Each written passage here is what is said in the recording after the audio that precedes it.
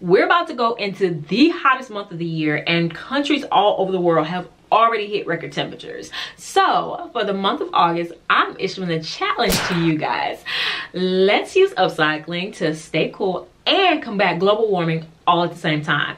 I'm Angelina, and this is Blueprint DIY, where we remake our clothes to be just unique as us. So for the So Hot challenge, I thrifted these two tops with really good quality ribbing, and I'm gonna turn them into tank tops. I thrifted these while I was in New York a few weeks ago. You can get ribbed tank tops from any place, but the quality of the fabric really matters to me.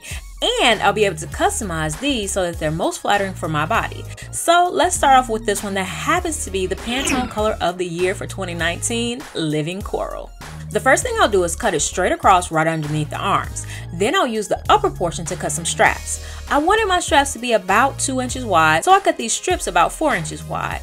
Now let's try on the body portion inside out and with the finished edge up at the top. I'll add pins to make it fit and then take it off. Okay, now let's go to the sewing machine and sew the straps. Fold them in half inside out and sew them down on the long side, and then turn them right side out.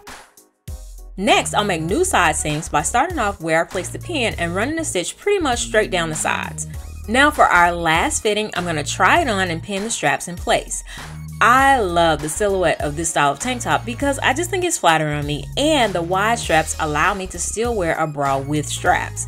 And pinning the back of the straps would definitely have been easier on my new dress form. Yes, I finally got a dress form, and you guys can find out more about that on my Insta stories. And you can see here that I also added a pin for how short I want it to be. So now I can cut off the excess of the side seams and cut off the excess at the bottom, leaving room for seam allowance. Now I'm going to create a lettuce edge effect on the hem by turning it under and sewing a straight stitch while stretching it at the same time. Now I'll sew down the straps, making sure to back stitch at the beginning and end. And lastly, I asked you guys on Instagram and Facebook if I should add a big or small button right under the straps.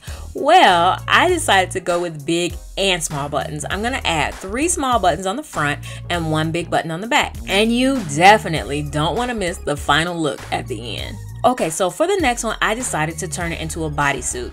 So of course, I'll start off by trying it on and pinning where I want to cut. First at the top to cut off the sleeve and turn it into a tank top, and then at the bottom to turn it into a bodysuit. And it's not going to be quite long enough to make the whole crotch piece, so I'll need to add an extra piece to attach to the back. So first I'll lay the sweater front to front and back to back. Then I'll cut the leg holes, making sure to leave seam allowance.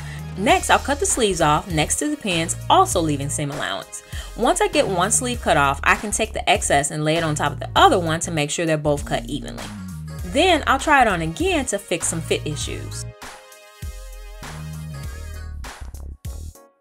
Next, I'll fix that curve at the back and cut an extra piece to add to the back to close up the bodysuit at the bottom. And lastly, I'll use those curved pieces that I cut off the bottom to make a ruffled cap sleeve portion. I'll cut a shallow curve from that and add it to the shoulder portion. Now I'll go to my sewing machine and add the extension piece to the back and then hem all the edges. Do not stretch while you're sewing this part because you don't want this to be a lettuce edge, which I think I'm stretching right here, so that's why I'm telling you that. Now you can sew the side seams just like we did for the previous one and cut off the excess. Then I'll lay the curved part of that little cap sleeve on the shoulder portion of the bodysuit and sew it down. I did try adding a gathering stitch first, but the ribbing is so thick that it didn't really gather. So I just bunched it in the middle while I was sewing it down. Then I'll sew my seam flat at the cap sleeve and hem the rest of the armhole.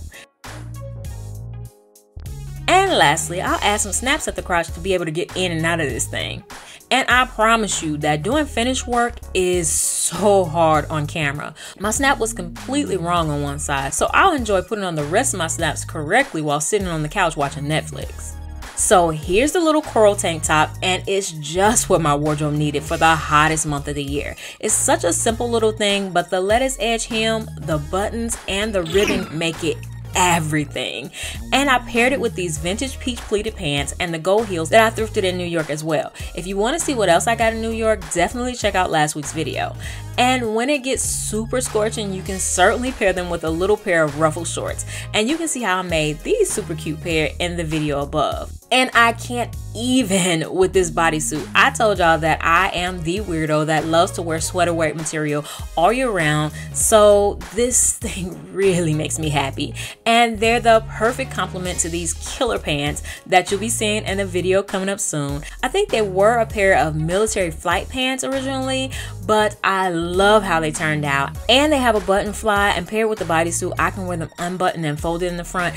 I really like that, and they don't fall down because they have the little elastic in the back, so I'm super excited about that. You guys are gonna love that video. So yes, if you want to join in on the So Hot challenge, head on over to Instagram or Facebook for more information. And things are definitely heating up here on YouTube, so subscribe right now so you don't miss what I do next. See you in the next one.